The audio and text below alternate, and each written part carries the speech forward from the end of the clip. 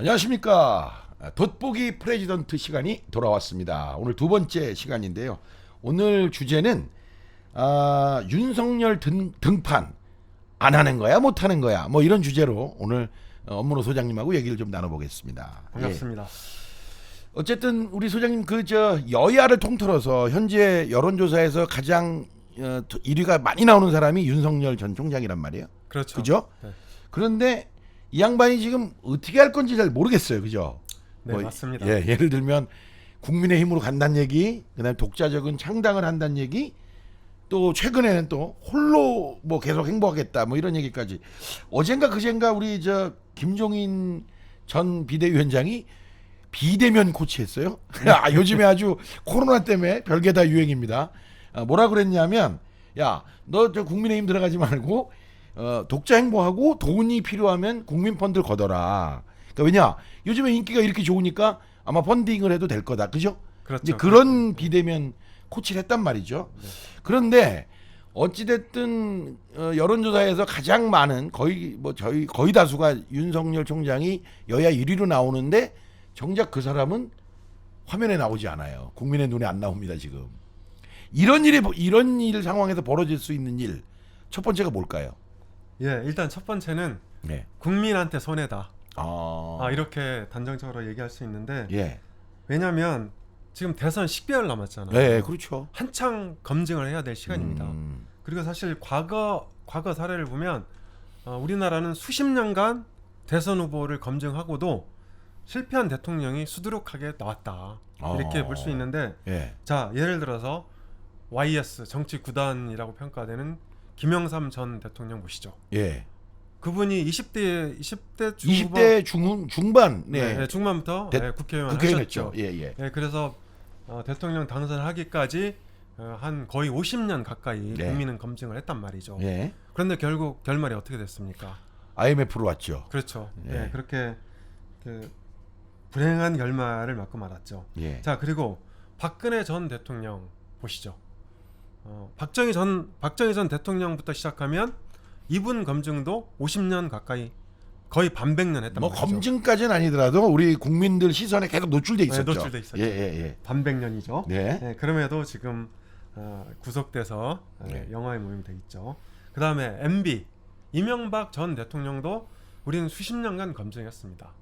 그러나 결국 결말은 어떻게 됐습니까? 사기꾼.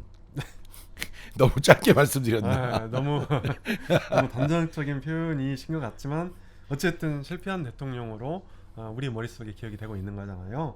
예, 그래서 윤석열 등판 지연으로 인해서 생기는 첫 번째 문제는 바로 국민들한테 손해가 간다.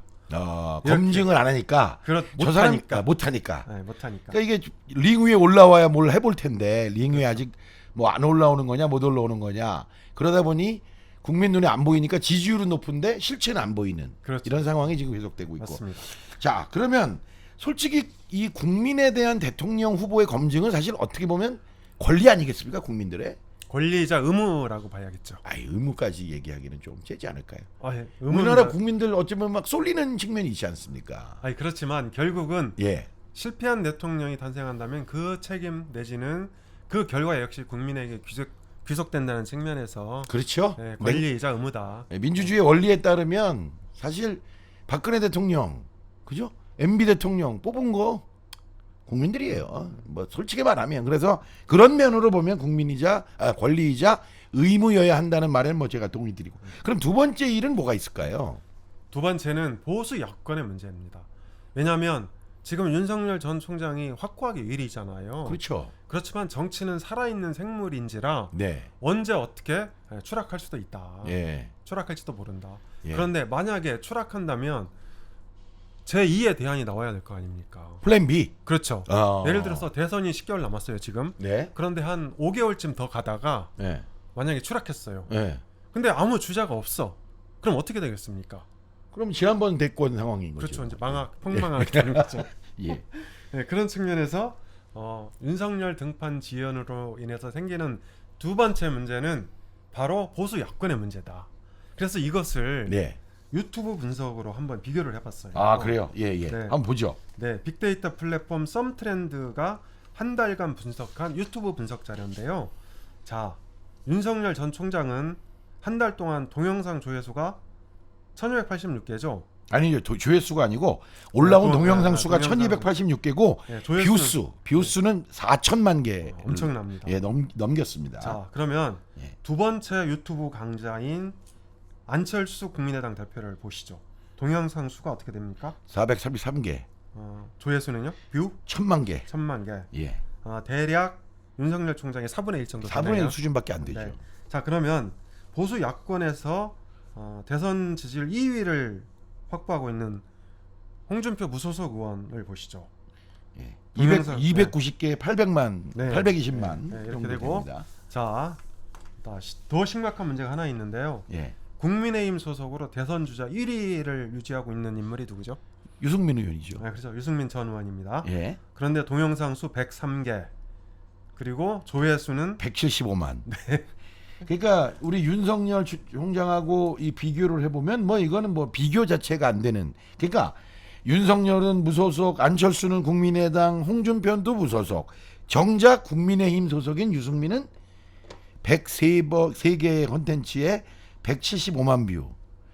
4천만 뷰를 갖고 있는 사람에 비하면 정말 이거는 비교 자체가 안 되는데, 이러면 범야권으로 볼 때 국민의힘 자체로 보면 사실 유승민 하나만 있는 거예요 지금 현재는. 그렇죠. 굳이 범야권까지 보니까 윤석열, 안철수, 뭐 홍준표라고 얘기할 수 있는데, 이러면 정말 플랜 B를 만드는 것 자체가 불가능하다. 우리 이제 업문호 소장님 분석이 맞네 이게. 탁월한 수준 아닌가요? 아니, 탁월하게까지는 모르겠고, 어쨌든 이 유튜브가 여러분들 다 아시겠지만 요즘에 뭐 대세가 유튜브이기도 하고, 이 뷰수는, 그러니까 이 조회수는 사실 예를 들면 저희처럼 이 4명을 다 다루면 다 하나씩 카운팅 될 겁니다. 그 얘기는 뭐냐, 윤석열이 40번 노출될 때 유승민 한 번 노출된다는 얘기잖아요. 이게 지금 그렇죠. 단순하게 비교하면. 단순하게 비교. 예. 그러니까 유튜버들이 윤석열을 40번 얘기할 때 안철수는 10번 얘기하고 홍준표는 8번 얘기한다는 거기 때문에 이건 비교 자체가 안 되고, 이렇게 되면 지금 우리 엄 소장님 분석대로 플랜 B가 실제로 한 5개월 남겨놓고 하면 될까? 어이구, 참 오르신 말씀입니다. 윤석열의 등판 지연 때문에 생기는 세 번째는 뭘까요? 세 번째. 예. 자, 윤석열 총장 하면 뭐가 떠오릅니까? 그거 아니에요. 저는 사람에게 충성하지 않고 조직이라 그랬나? 뭐라 그랬나? 저는 사람에게 충성하지 않고 조직에 충성한다. 뭐 이랬던 걸로 그렇죠. 기억하는데. 대략 세 가지가 떠오르는데, 네. 첫 번째는 윤짜장, 두 번째는 줄리가 떠오르죠. 뭐요? 줄리. 줄리가 뭐죠? 나중에 인터넷에 한번 찾아보세요. 예. 저는 그건 처음 들어보는 것 같네. 예, 그리고 예. 세 번째는 예. 사람에게 충성하지 않고 조직에 충성한다. 이 말이 떠오르는 거죠. 자, 우리가 사람에게 충성하지 않고 조직에게 충성하지 않는다. 이 말을 예. 자, 윤석열 총장한테 대비시켜 보자고요. 예. 예를 들어 사람은 본인이다. 예. 그리고 조직, 국가다. 다 예. 그러니까 본인의 이익에 충성하지 않고 국가 이익에 충성한다. 이렇게 바꿔볼 수 있는 거잖아요. 근데 뭐 의혹에 따르면 뭐 여러 가지 그렇지 않은 것도 있지 않냐, 이런 의혹은 아직 있는 거죠. 네, 아무튼 이제 긍정적으로 예, 보자. 본인의 말을 비교하면 그렇다 이거죠. 그렇죠. 예. 그래서 윤 총장 스스로도 네. 가능하면 빠른 시일 내에 등판을 해서 검증대회에 서야 된다. 예. 그리고 윤석열 정치를 내놓고, 자, 국민에게, 자, 윤석열은 대통령이 되면 이런 나라를 만들겠다. 그리고 대한민국을 자, 어디로 끌고 가겠다. 그런 비전이 있어야 된다. 그렇죠. 이것을 빨리 내놔야 된다. 그리고 그것이 윤석열 본인에게도 도움이 된다. 그러니까 저는 이렇게 현재 주장하고 있는 저는 거죠. 뭐 정적으로 동의하고, 저는 이 조언, 우리 지금 엄 소장님이 하신 조언은 비단 윤석열 총장에게만 해당되는 얘기가 아니에요. 사실 냉정하게 보면 모든 대권 후보는 이 얘기를 해야 돼요. 맞습니다. 내가 만들고 싶은 나라. 그렇죠. 뭐 이런 거 아니겠습니까? 내가 우리 국민 여러분과 함께 만들고 싶은 나라를 보여주지 않으면 무슨 대권 주자예요. 뭐 소권 주자거나 동네 이장 하려고 하는 거죠. 그러니까 그렇게 하면 안 되고, 그죠? 크게 보고 가야 되는데, 자, 오늘 우리 엄 소장님과 함께 도대체 윤석열 전 총장이 이 링 위에 안 올라오고 있어요. 이게 안 하는 거냐 못 하는 거냐 뭐 이렇게 지금 해봤는데, 이걸 안 한다고 보시는 분은 지금 거의 없으실 거예요. 그죠? 지금 살살 시기를 보고 있다. 네. 뭐 이렇게, 뭐 혹시 뭐가 걸리는 게 있어도 못 하나? 다만 이제 시기 문제는 조금 있을 것 같아요. 예. 예를 들어서 예. 자 가수가 데뷔를 하려면 예. 노래를 부르려면 예. 무대가 필요하잖아요. 연습도 필요한 거 아닌가? 그렇지. 연습하고 무대도 필요하고. 그렇죠. 연습도 필요하고 무대도 필요한데 미친놈처럼 전국을 돌아다니면서 혼자 막 노래 부를 수는 없는 거잖아요. 예. 그래서 무대가 필요하고 연습도 필요하다. 그래서 아까 우리 KFC 말씀하셨던 것처럼 자, 첫 번째 국민의힘의 입당, 예. 두 번째 신당 창당, 그렇죠. 세 번째 독자 행보. 자, 이 세 가지 중에 빨리 하나를 선택을 해서 무대 위에 올라와야 된다. 예. 그래서 노래를 불러야 국민들이 볼 때 점수를 매길 수 있다. 그렇죠. 점수 그렇죠. 매길 수 있다. 노래자랑 나오면 뭐 땡이든 띵동댕이든 어쨌든 해야 되는데 링이 안 올라오면 못한다. 그렇죠. 자, 그러면 마지막으로 좀 한 번만 우리 처음에 얘기했던 국민의힘 입당과 신당 창당 홀로 행보 이 세 가지 중에 어떤 게 가능성이 제일 높을까요? 우리 엄소장님 보시기에. 제가 보기에는 김종인 전 위원장이 비대면 코치했듯이 예. 당분간 독자 행보로 갈 것 같다. 그러면 최종적으로는 입당? 그러니까 최종적으로는 국민의힘을 흡수할 수도 있죠. 그러니까 뭐 흡수할 수 입당을, 있다. 뭐 입당을 하든 뭐라든 그렇지만 당분간은 독자 행보할 가능성이 높다. 이렇게 생각이 돼요. 왜냐하면 예. 사실 지금 대선까지는 대략 한 10개월 남았고 네네. 그리고 야권의 후보가 선출되기까지는 한 12월이나 1월 초로 보면 대략 한 6개월? 지금 6개월? 국민의힘은 원래 11월 말이라고 얘기하고 있고요. 원래는 11월 초죠. 예, 예. 11월 초인데 네. 거기서 한 늦춰져서 뭐 네. 단일화까지 계산해서 12월 초까지 보면 대략 한 6개월 남은 거 아닙니까? 그렇죠. 6개월 근데 남은 거죠. 6개월 동안 이 상처 없이 대선 후보 1위를 유지하기란 사실상 쉽지 않을 수 있습니다.